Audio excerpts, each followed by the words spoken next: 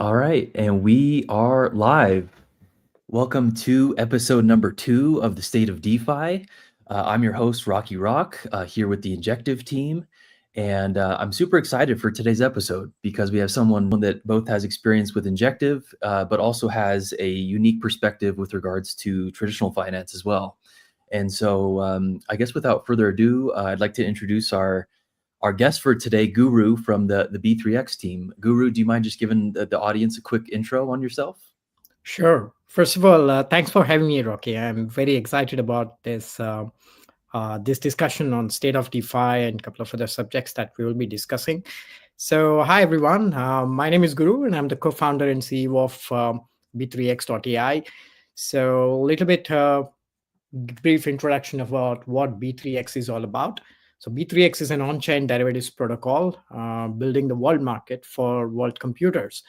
So our vision is to utilize derivatives as a go-to venue for on-chain trading, facilitating the launch of wallets, AI-driven tokenized bonds, minting synthetic dollars such as Athena, etc., and many other use cases. Everything to be there on our own platform.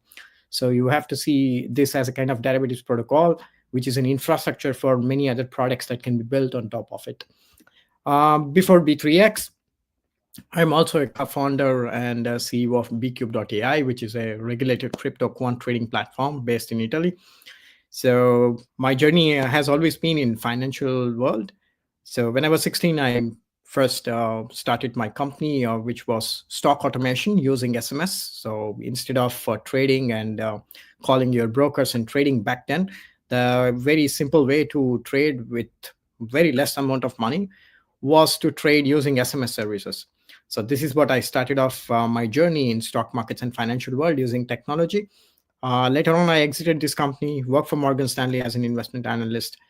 Then I was looking for my big next adventure. That's when I found Bitcoin. So we started off with mining Bitcoins and then later on mining Ethereum and trading, prop trading, stuff like that. And we made a company in between, which is to sell bio-organic foods by accepting Bitcoin as a payment. So we were the first one in EU or probably in the entire world who made it possible to buy food using Bitcoins or cryptocurrencies. So this is a little bit of background of mine, and I'm happy to go further. Thanks, okay. Of course. No, that's really comprehensive. One thing I'm really interested in, I guess just more personally, is what your journey looked like from transitioning from kind of that traditional, Web 2 and traditional finance to, joining Web 3 and sort of getting that bug, right? I've sort of heard a lot of stories around people once they fall down the rabbit hole, there's no going back. What did your journey like that look like? Yeah, that's a very good question. Actually, you're not the first person to ask me this question. Everyone asks me this question. Whenever I'm with my friends in my trade five background, whenever we meet somewhere, we always end up having this discussion at length, to be honest. So initially, when I came to crypto world, for example, when I found Bitcoin, the only thing that was there in my mind was okay, this is a kind of like speculative asset, very high risk and high returns at the same time. But at the same time, what I was also seeing was the technology behind it.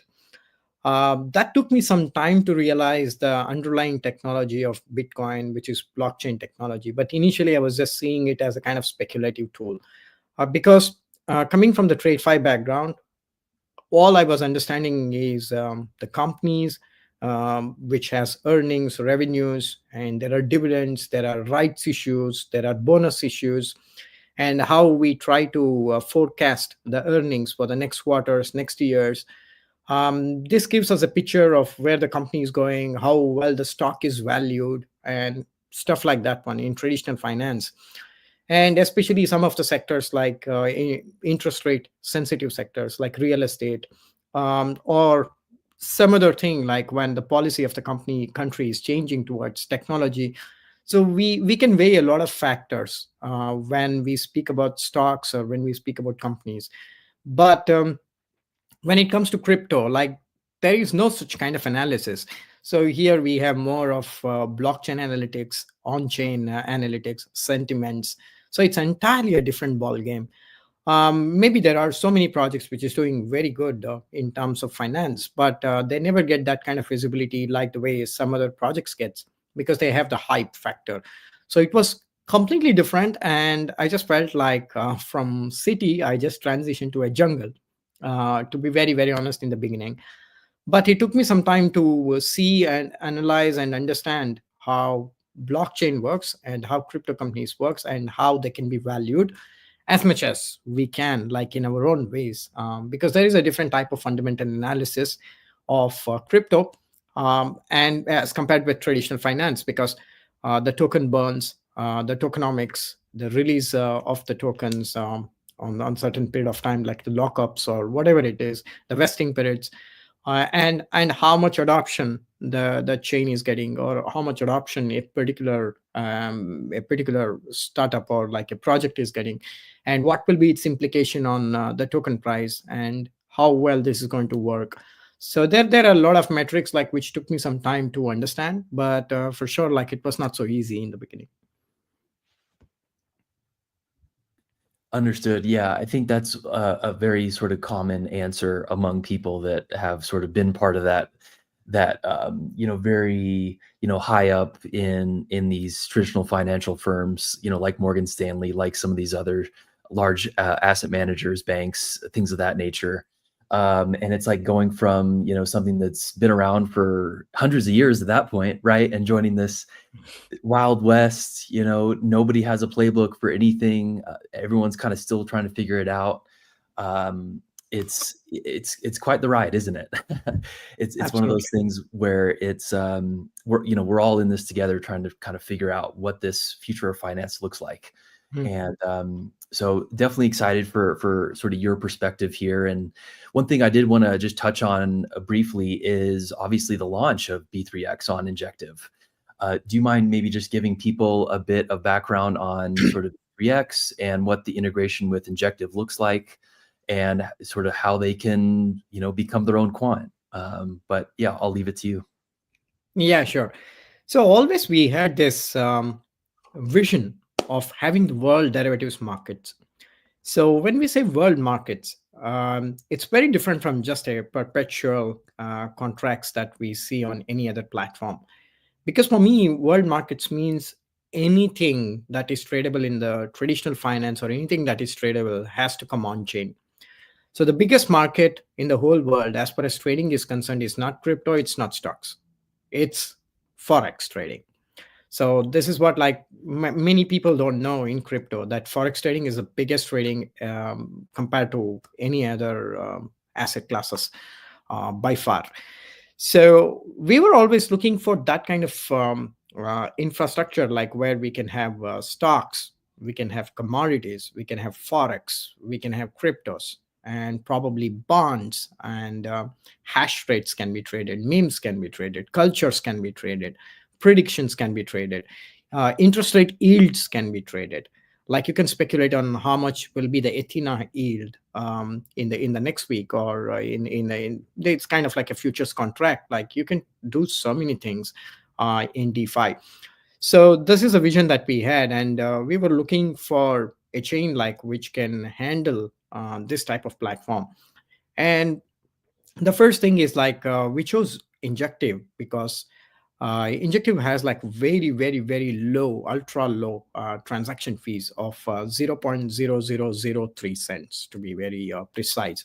And that's extremely low. And we don't find any other blockchain like which is having so low transaction fees. Secondly, it's having a proven 25,000 TPS. So we see a lot of chains claiming much more than 6 figures, 7 figures, whatever it is. But in the real time perspective, it's not really working that way. But Injective gives 25,000 TPS. So it's got very fast and very low latency transaction speed. Secondly, it's very low cost for the gas fees. So this is very, very important for perp trading decks or world markets to build and to facilitate or launching of all these kind of assets. And we choose to use the Injectives liquidity layer because that's where we wanted to, like start with our journey in this kind of world market. we have plans to build our own liquidity layer going forward, but currently we are using Injective's liquidity layer because that reduces us a lot of time of going to the market. Time to the market will be significantly lower if we are using the liquidity layer of Injective. And then once we started to use the liquidity layer of Injective, we were very happy because we can offer to our customers now stocks, commodities, crypto, forex, everything. And then we were thinking like, okay, for world markets, like we need to have something called as like world fund, because without having any funds on top of it, um, the world market itself will not be so much vibrant for any kind of people. Because if institutions have to come to crypto, like they need some kind of structured products that will have a good mix of both sides of the world. So that's how the concept came, that we need to have something called as world fund, or a infrastructure to build that grade of funds. And when this one came, we were thinking of like using Python language, using C++ or Rust or whatever it is, like to build their own funds. And then we also understood that you have to be a quant to really build that grade products. And that is not the case with majority of them, because maybe few people know to code, but not everybody knows to code.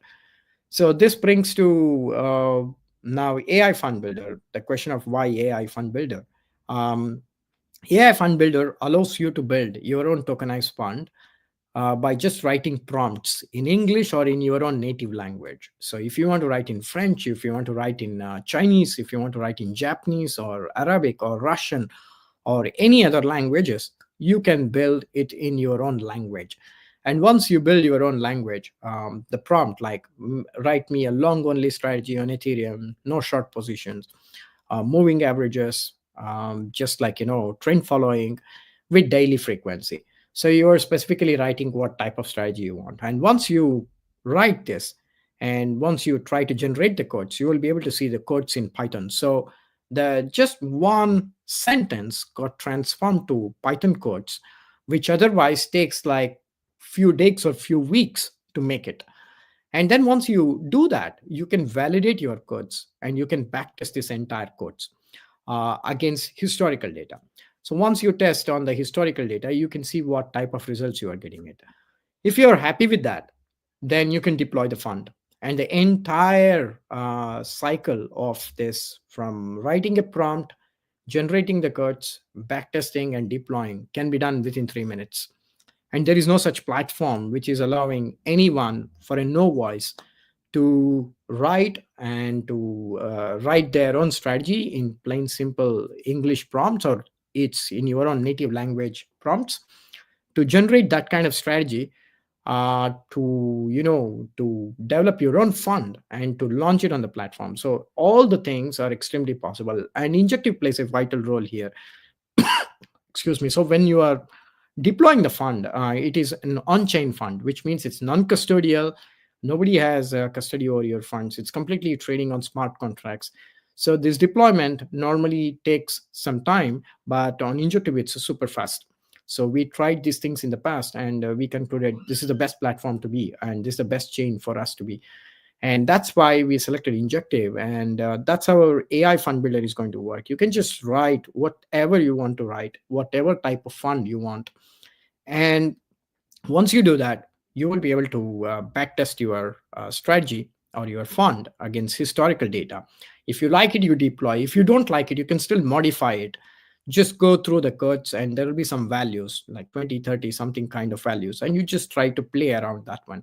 So the entire life cycle of this writing codes, if you are using Python language, it used to take like weeks or months sometimes for quant traders, because I come from that background and I know how much time it takes to build this kind of strategies. But now it's possible to do that with your own native language. And that's how easy we made it. And why we call it as a world fund, because currently it's possible to build with cryptos. Later on, we are integrating even the stocks, the many other assets that we have on our platform on b3x.ai. So what is our vision is to have structured products wherein we can have crypto in it, commodities in it, and we can have forex in it, and we can have cryptos in it. So to make it possible and just to show to the world that we can really do such kind of things and we can really launch such kind of products, we launched our own product, which is my another company, bcube.ai, which is a regulated quant trading platform, which developed a fund and launched it on b3x.ai, which we call as a global b3x global asset systematic fund, which is yielding around 10% APY currently. So anyone can go drop in their money in the vault, completely non-custodial. You can withdraw anytime that you want. And then, like all the trading happens on its own. So we currently trade on stocks, commodities, Forex, and cryptos, like everything that is present on our platform. So this is the kind of vision that we had, and this is how this is how simple it is to build your own fund and deploy it, and people will be able to invest in that, and yeah, everyone can make money out of it. Awesome. No, thanks, Guru. And I think what you guys have developed is definitely kind of a huge step forward on kind of democratizing this fund, both creation but also management and things of that nature. Obviously, you guys are still somewhat new. What would you say maybe is your biggest challenge, right, for the next 12 to 24 months that you're seeing of like, how do we get this out into the mainstream and have millions upon millions or tens of millions of these fund builders? What do you think is the main challenge on kind of realizing that vision of having this huge umbrella of fund builders, fund managers, people that invest into these funds, things of that nature? Yeah, definitely. So if we see a trading view kind of platform, there are like hundreds and thousands of traders. Currently, they use a language called as Pine script on TradingView. The Pine script is very similar to Python, but it's not Python, of course. So the problem is that even if they develop a strategy there, they have to use a webhook to trade on any centralized exchanges. And the problem is like all these strategies are static in nature, which means they don't change as the market changes. So this is where like we provide them with an extra USP of using our own AI infrastructure. So besides providing AI fund builder, we have also integrated something called as AI, like optimization tool, which internally we call it as strategy factory and strategy selector. So what it does and why it is important. So if you think like you have different type of strategies, different variations of strategies, like let me say you have some trend following strategy, some mean reversion strategy, some momentum strategy, some swing strategy. You have whole lot of strategies. Now you don't know when the market is mean reverting, when the market is trend following. You have no idea about it. So what you have to do is like feed in all those different types of strategies directly to the AI.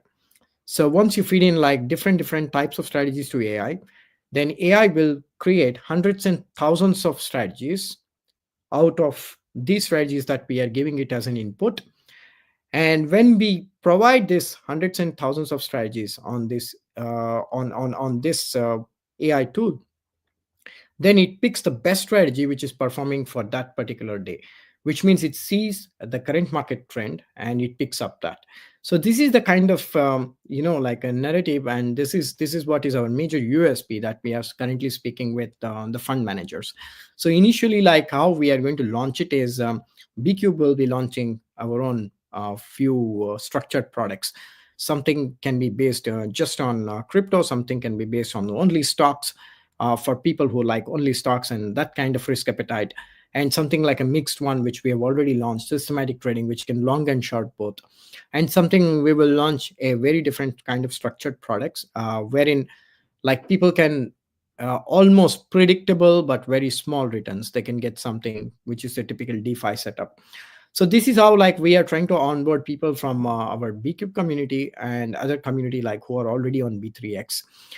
And how we are reaching out to the fund managers is that we are talking to them about building their own product, not using their coding languages, but using simple like prompts. So once they get engineered in that prompts, like because writing a prompt is also an art. We can do like we have trained our models in such a way that even if you're sometimes wrong with your prompts, it's correcting in the background. So this is what we need to train them, and this is what we need to make them aware. Many of the things that we are doing as a co-marketing, and we are doing some co-marketings with our partners like Oracle providers, like DeFi protocols, like treasuries. These are the people like that we are talking about. So structured products is something which is the beginning. That's how we see it. And then onboarding, fund managers from TradingView and several other platforms, like where there are a lot of fund managers and they're managing hundreds and thousands of millions of dollars, like on these kind of platforms.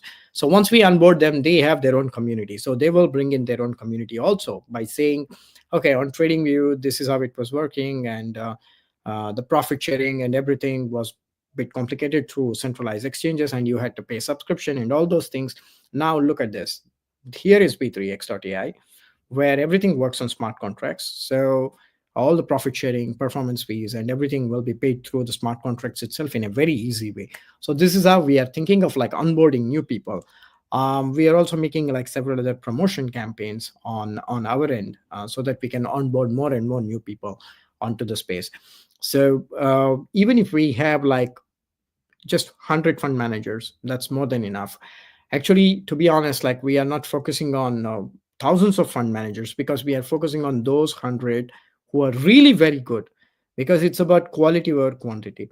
So if we have a very good quality, then people don't need so many choices, and honestly, it's of no use, because most of the DeFi protocols, we see that they will have some of the DeFi protocols like hundreds of pools, but only some of the pools are having majority of the TVL.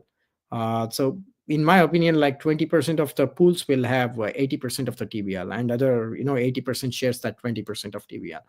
So that's why we are laser focused on quality, which brings very good returns to the investors like who invest in the fund, and to bring our own many more structured products, and then to onboard the fund managers from platforms such as TradingView and other kind of things, where they are facing a lot of pain points. And such kind of infrastructure or that kind of things what we can offer them, it's not possible there. Makes a lot of sense. Great overview of kind of what you see the future of B3X and kind of the greater AI and blockchain industry. I do want to pivot to more macro topics with you, and that is obviously the cross section of AI and blockchain, right? You guys have a sort of, and you guys sit at kind of the center of that, right? You're in the center of this transformation of AI coming to Web3 and really enabling a lot of products, with B3X being one of those. As far as use cases go, and obviously, we've seen sort of AI take over just in the last maybe 2-3 years, mainly like, probably even like 6 months to a year, it's really kind of caught fire. But, where do you see these main synergies lying between sort of this AI hype and blockchain, and where do you think the dust will settle, right? I still think there's a lot of hype around AI. There's people that think it's gonna, change the world and no one's gonna have a job. We're all just gonna, sit back and enjoy margaritas or whatever.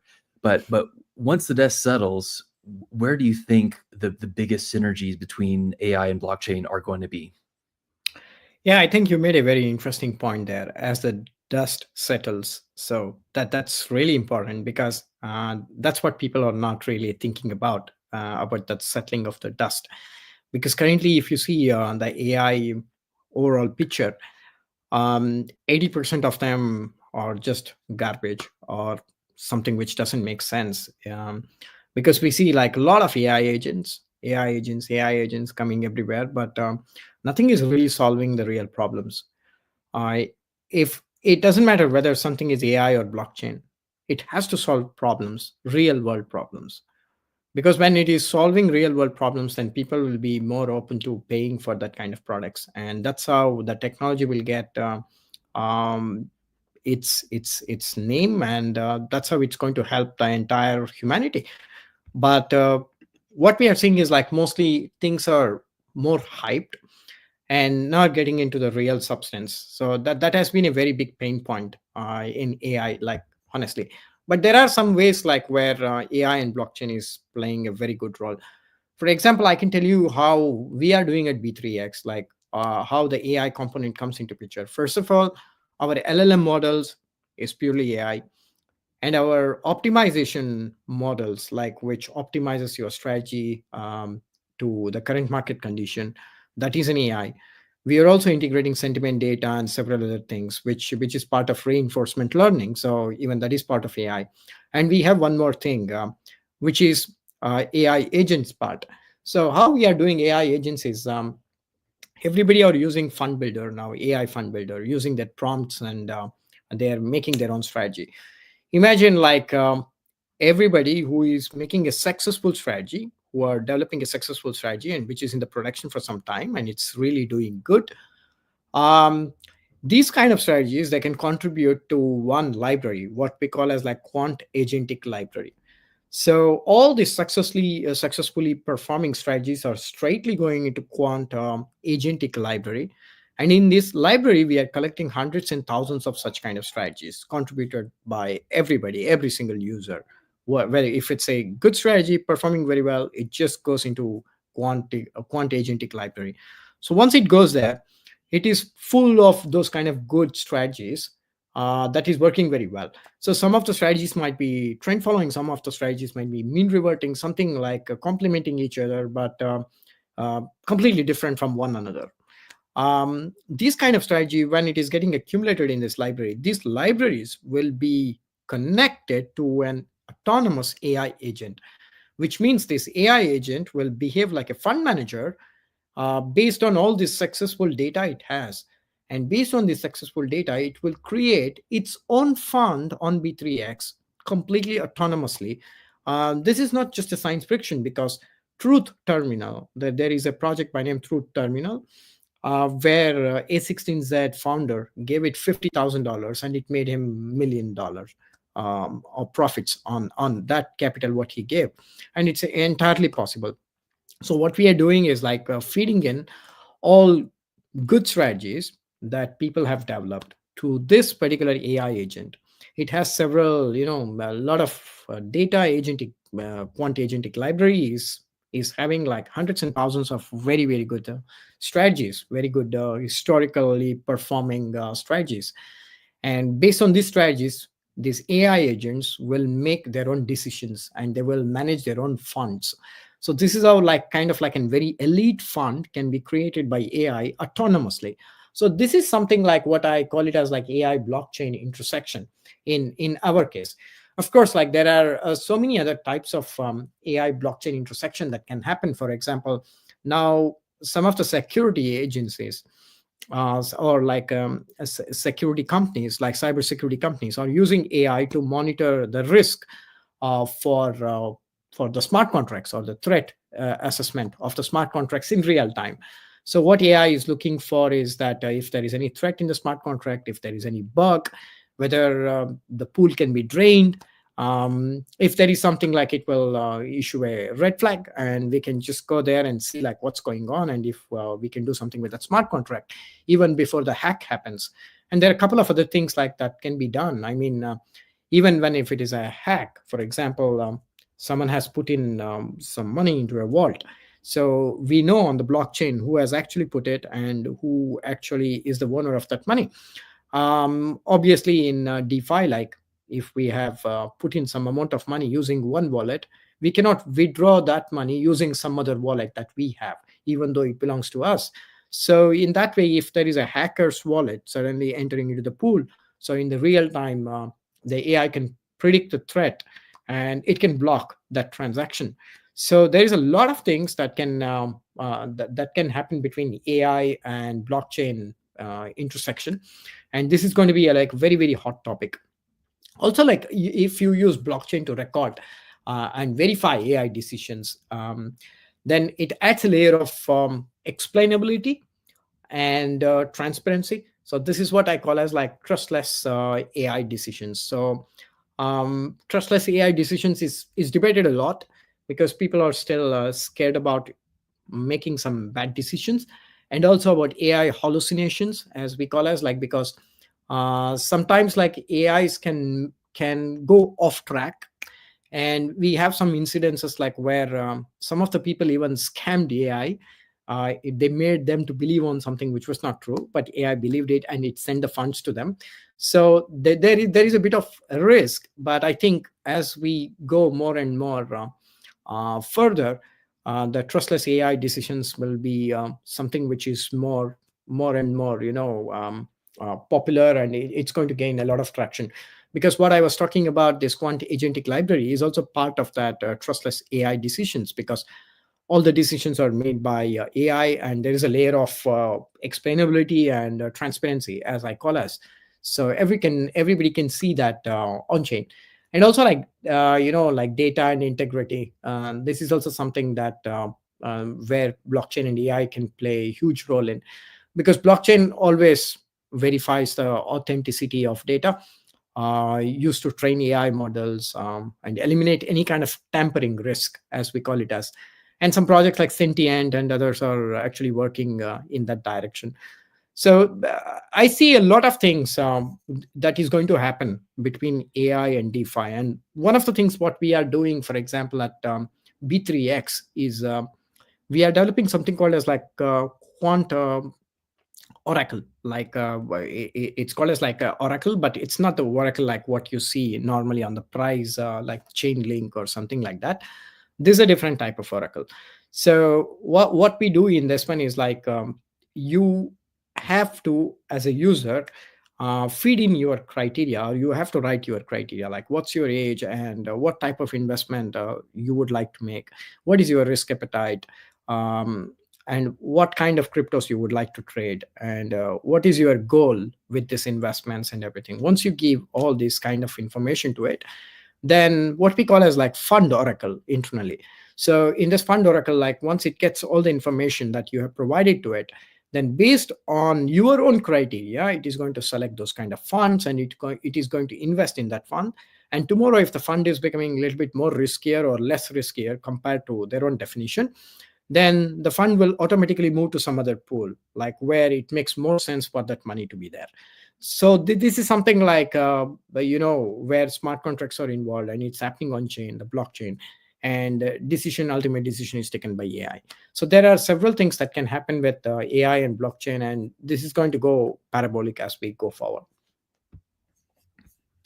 Very well put. Yeah, I think you brought up some great points here on sort of the future of this massive revolution that I think we're both, watching real time develop, day by day.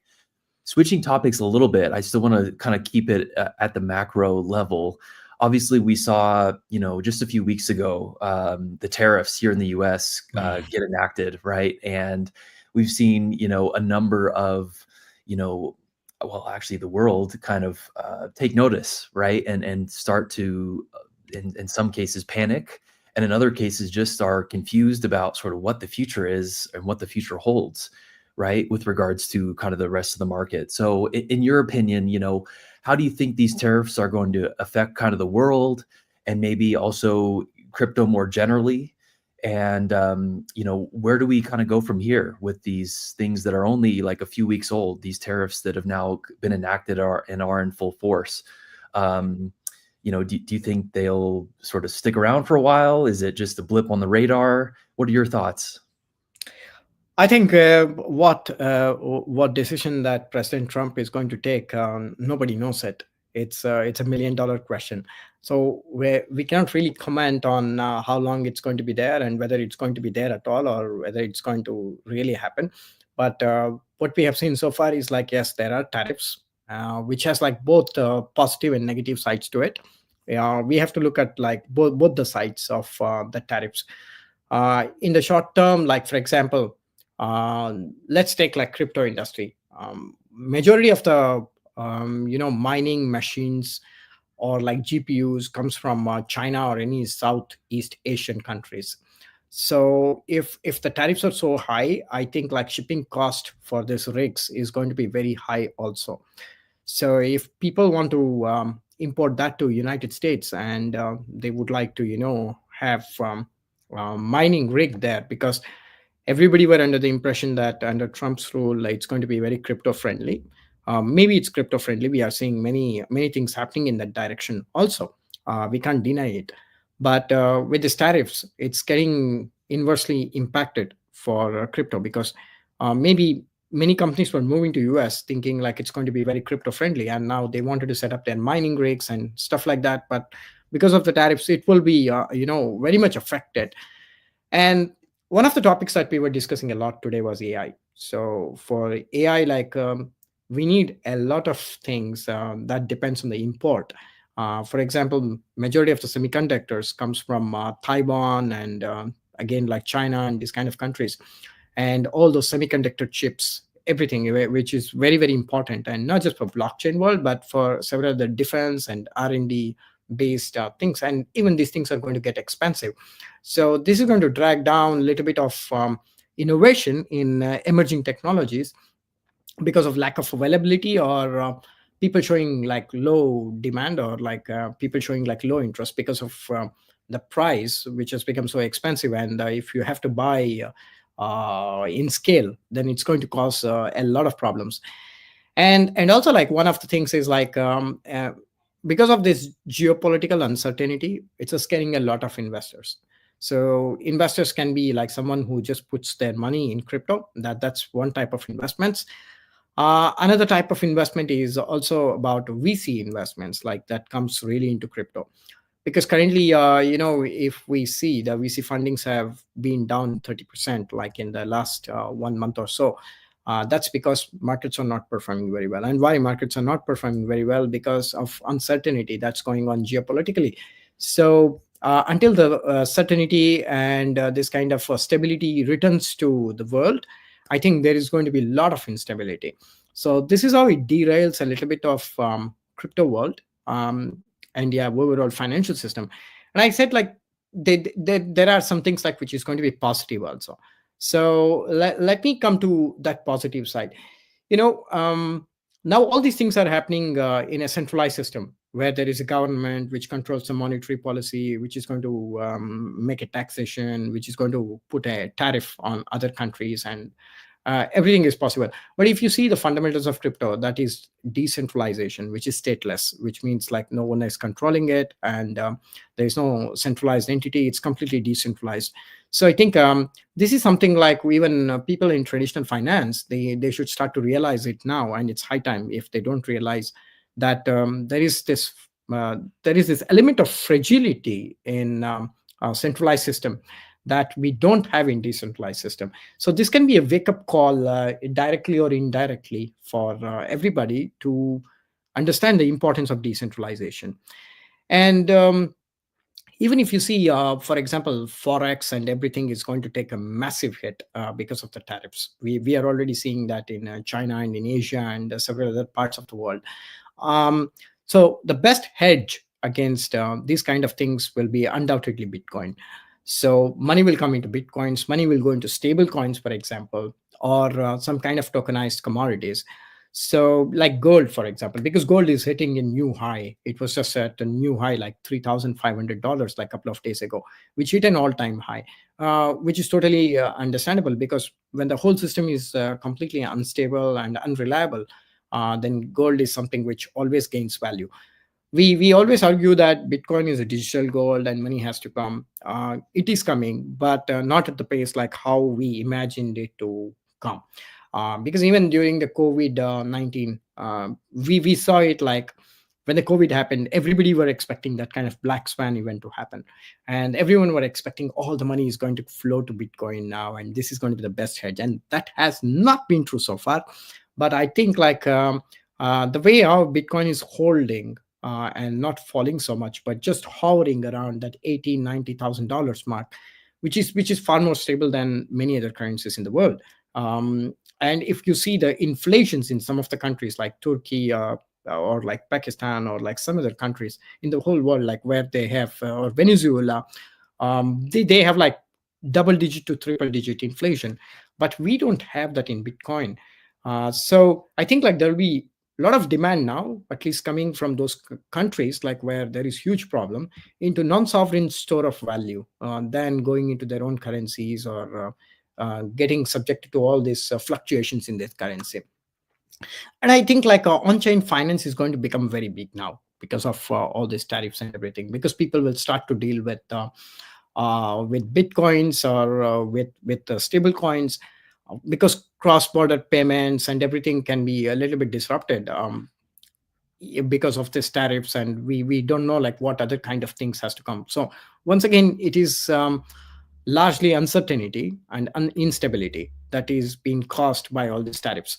So because of that, because there will be a disruption in the global supply chain, I see like a lot of companies adopting blockchain technology and making like all the supply chain on blockchain for transparency and inventory tokenization.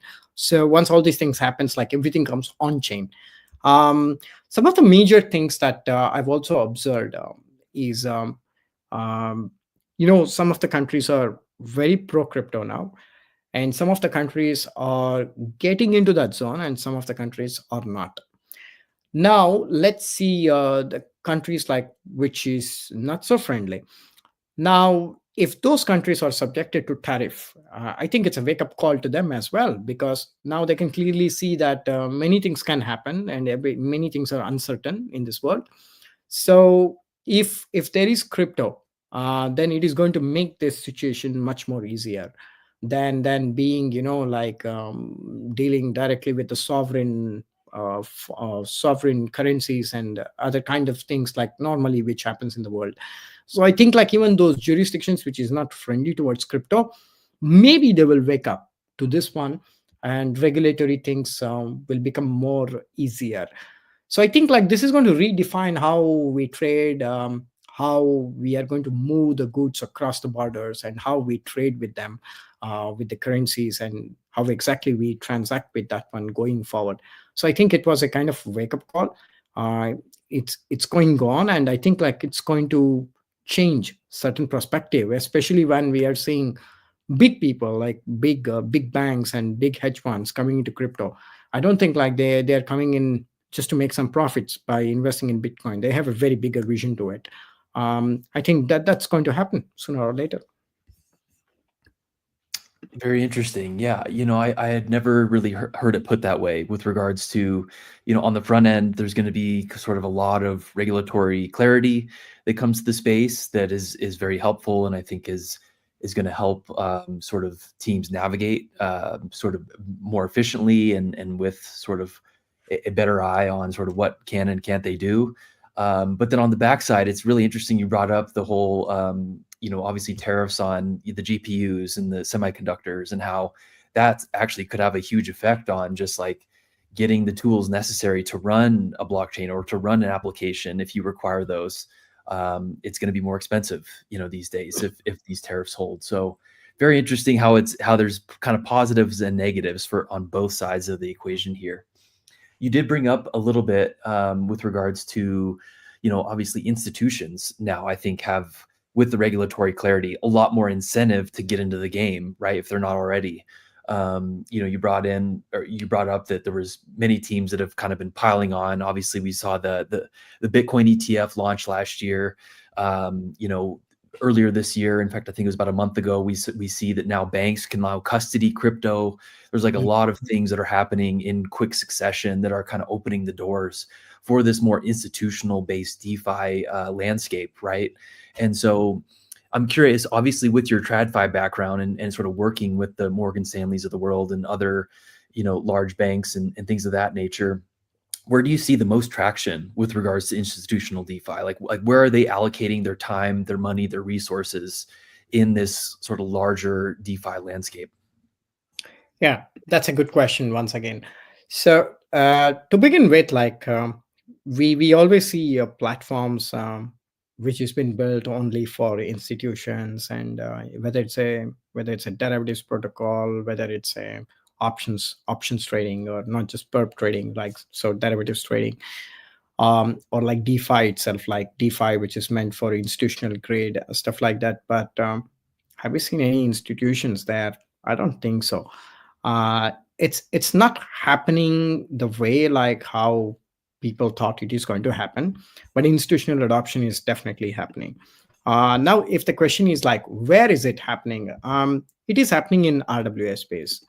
If we see like BlackRock, they have invested a lot in the RWA space. and they want to tokenize many things. And even in France, for example, Societe Generale is very interested in doing so. They put the bonds on the Ethereum blockchain. So many things are happening on the RWA space, but like not really on any other kind of like DeFi thing, because quite recently, like BlackRock and Frax Finance made a partnership, and they have something called like Biddle, BUIDL, like Biddle. So with that one, it's a kind of stable coin. So that's how the BlackRock has entered into the stable coin space.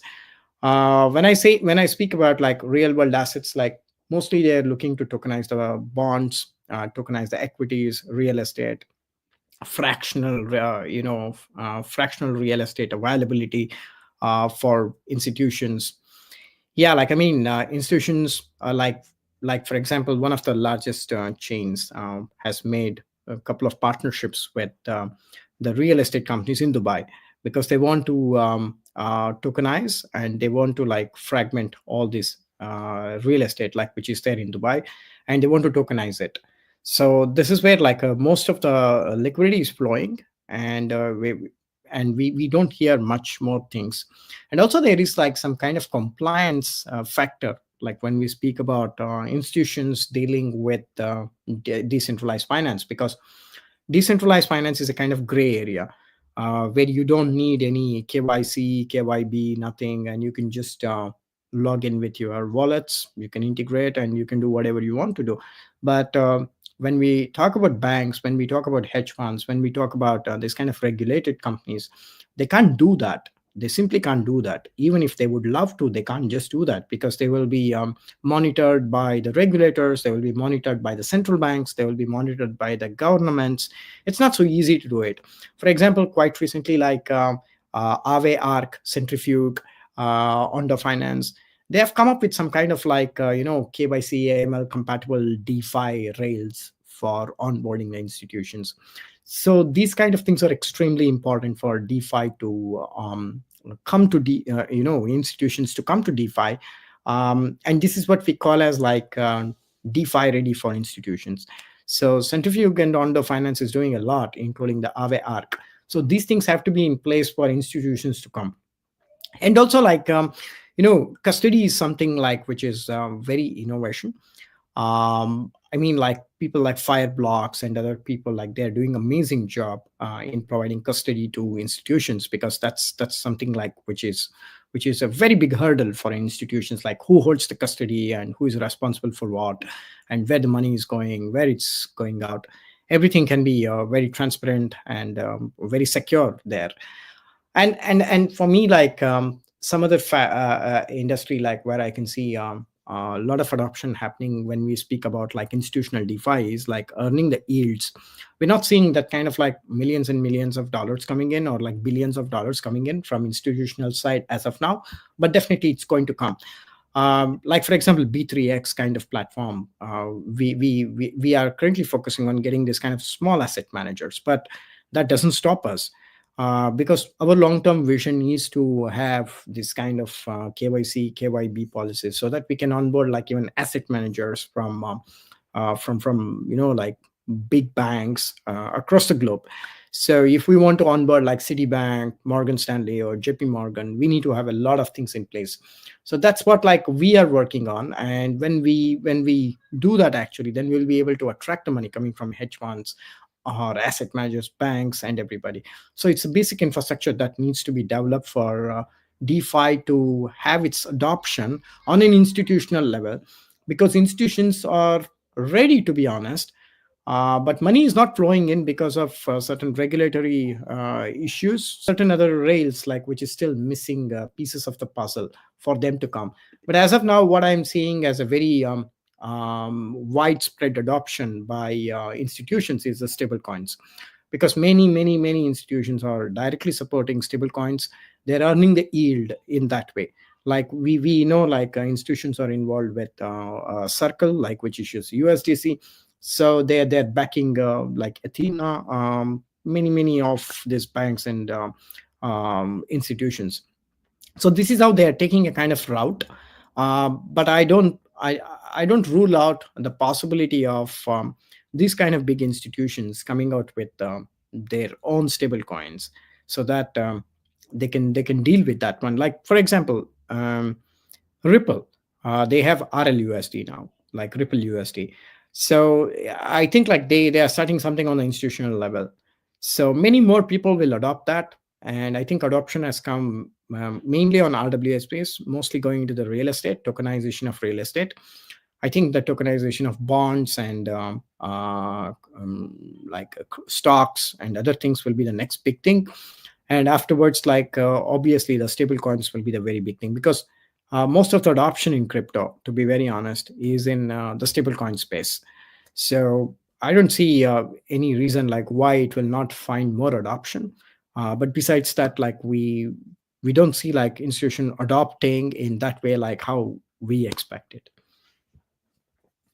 Yeah, I think makes a lot of sense. Obviously, we had a number of experiments that have happened sort of over the years, from like permission chains, right, to where it's like an institutional based, only chain, permissioned assets, things of that nature. And you're right, the right sort of concoction of a formula that institutions want to use, but then also like that they stay on, right? And that there's Mm, actually some stickiness here, I think has been the missing ingredient so far in the space, but is, I know, actively being worked on. Obviously here at Injective, we're very, bullish on sort of on-chain equities, on-chain commodities, and we just want to keep expanding the pie to more assets, more access, that 24/7 trading functionality, as well as the just accessibility, so that way, wherever you are in the world, you're able to access these different types of assets, which for the longest time have been either inaccessible or hard to access. There's been a lot mm, of sort of gatekeepers, and so we're definitely kind of putting our flag behind a lot of these initiatives in the RWA space to push the way forward. I do just want to finish off with another question around, obviously you guys are sort of in the DeFi space, building for both institutions, but then also, regular users, right? That are able to access your products in a permissionless way, or in a way that is easy to access.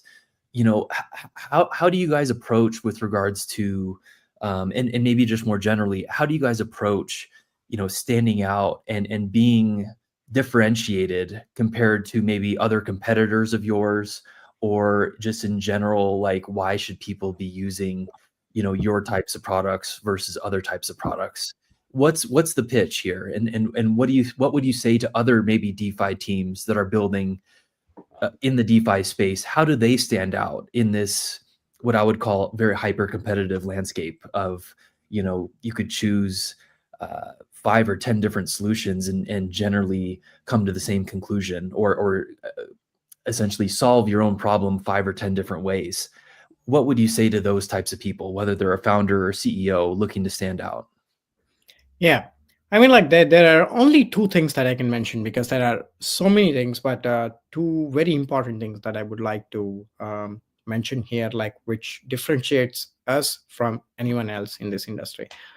So the first thing is like Athena wanted to short wrapped stake ETH and generate this kind of delta neutral strategy yields, but that was not possible.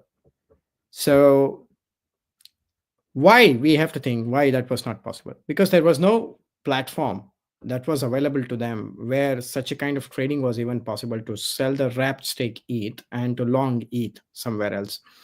So here comes the problem. Like on DeFi, the liquidity fragmentation is too big, and you have like many assets which doesn't have any use case at all, or if they have any use case, they have use case within their own ecosystem, and most of the time you don't even use that in your own ecosystem. uh, like for example, like take for example, like any tokens, like where there is blockchain involved in that. So if you're a developer and if you want to deploy your smart contracts, of course you need the native tokens. Or if you're making a transaction on that chain, then you will need that token for payment of gas. If you're interacting with the chain, yes, like you will need all these things and it's going to be very big to you. But there are like those kind of GameFi tokens, like where you play and you earn the tokens. And what will you do with these tokens? You will just go and dump on any centralized exchanges to make your money. Otherwise, you will stake these tokens on a smart contracts to earn the yield on that one, which is again, once again, like creating a lot of inflation. And once the inflation goes up, the token price goes down and it never recovers from there. The best example is Stepin. Like if you see the token price, like it says everything. Now we are solving that problem. This is the exact problem that we are solving. Like if you see in 2021, where DeFi summer was there, and many of the tokens that you bought at the peak, you're just holding it and you're speculating the price of the token is going to go up and you will have an exit one day and one day. So whether that's going to happen or not, you don't know. But still, it has a good market cap and stuff like that. And then like in 2022, 23, like there was metaverse, NFT things, and everything was going on. And 2024 and 25, we had meme tokens rally and everything. And today there is nothing. And AI rally and all these kind of tokens. So what is a major differentiating factor of B3X as far as derivatives protocol is concerned? That you can long and short any asset with anything as a collateral, which means if you have Ethereum, you can go long on Tesla. If you have Bitcoin, you can go long on gold. So you can use any asset, any on-chain asset as a collateral to long and short any other asset. So now all those coins which are there in the wallets doing nothing becomes cash. So that's what we are saying. Come to our platform, permissionlessly list your token. And once you add liquidity on our platform, list your tokens on our platform permissionlessly, then that token becomes a collateral to trade on anything else that is present on the market. So any on-chain asset can be used as a collateral as long as they create markets on our platform. So this is the major differentiating factor. Second thing, if you're speaking about the DeFi yield, I'm really fed up about DeFi yield when it comes to DeFi, uh, because I can explain this one in more detail. If you see any DeFi yield protocols, the maximum yield that it's giving is between 10 to 15%. That's the maximum one. We can also see sometimes like 40, 50%. So in that 50%, 45% is coming from their own native tokens and 5% is coming from the real yield. But is it something interesting? I don't think so, because if those 45% of the yield is coming from their own token, like whatever they can call as like marketing, incentivization, everything, but sooner or later, all these tokens will be dumped somewhere or the other way. So this kind of strategy or this kind of business is not going to be sustainable.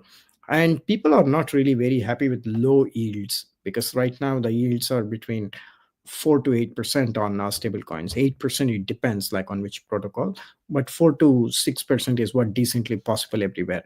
But with using AI fund builder, by building your own funds, you will be easily be able to make between 30 to 40% a year, which is a real yield coming on your USDT. And it is kind of like minimum thing what I'm saying, 30 to 40%. It can be even 80% or 70% also. And how am I so sure? Because we have bcube.ai, the platform live since 2018, and we have 7 years of track record of consistently delivering the profits every single year.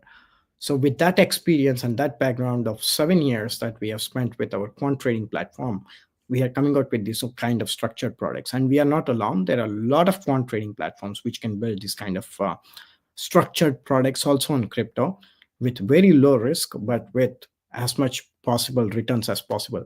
Definitely with even the lowest risk policy or risk management, we will be still be 10 times bigger yield um, than any other protocol that is out there.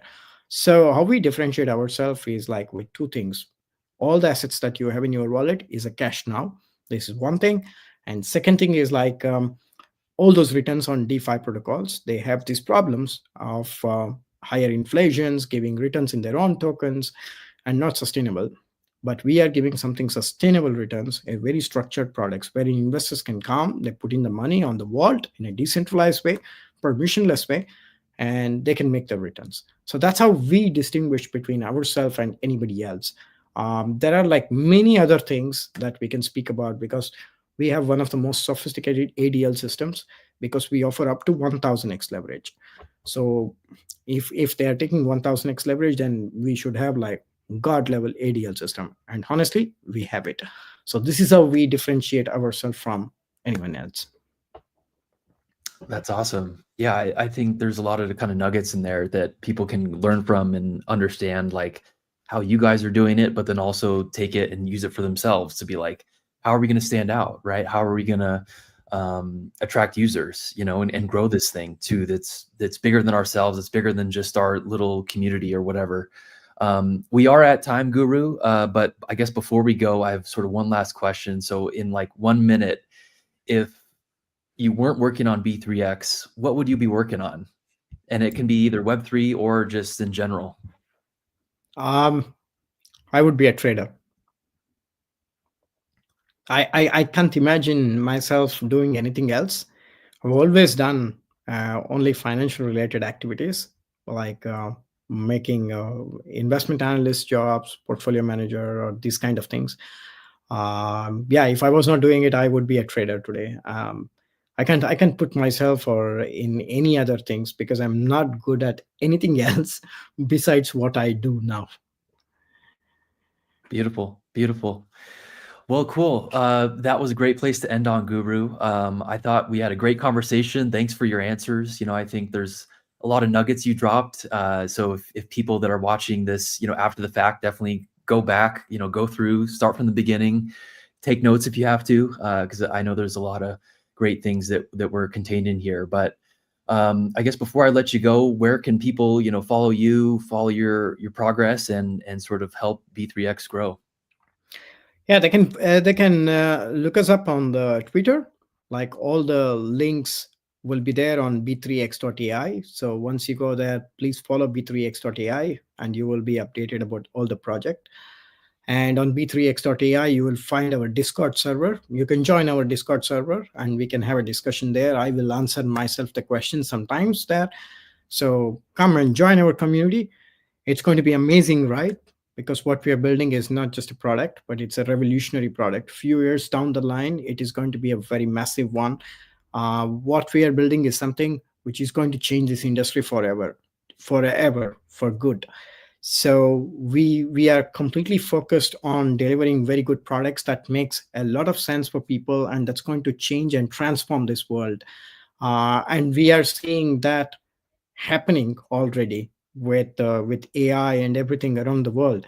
And we are using the best technologies around the world, and we are a team of very talented people coming from very diverse backgrounds, coming from working experience of the best companies in the world. So you are going to have major like things to learn and to know and to see how we grow.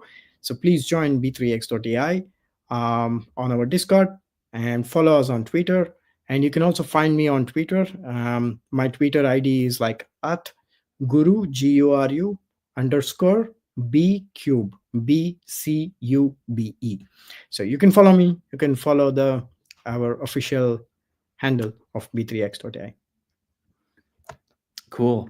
Well, with that, we are out of time. And Guru, thank you for being here. We super appreciate your thoughts on this State of DeFi episode. Also, thank you, of course, from the Injective team for building on Injective. We're definitely looking forward to sort of building the future of finance with you. And yeah, to the rest of y'all listening, thank you for joining. Obviously, you guys make our work easy and push us to develop this future of finance that we're all sort of focused on building together. So with that being said, Guru, thank you again. And for the rest of y'all, we will talk to you next time on the next episode of The State of DeFi. Take care, Thank you everybody. so much, Rocky. Thanks for having me, and thanks Injective for all the support they are extending to us. And I thank all the Injective community for listening to this particular session. Thank you. Cool. Awesome. Thank you, Guru. Thanks, everybody. Thanks, so. Bye.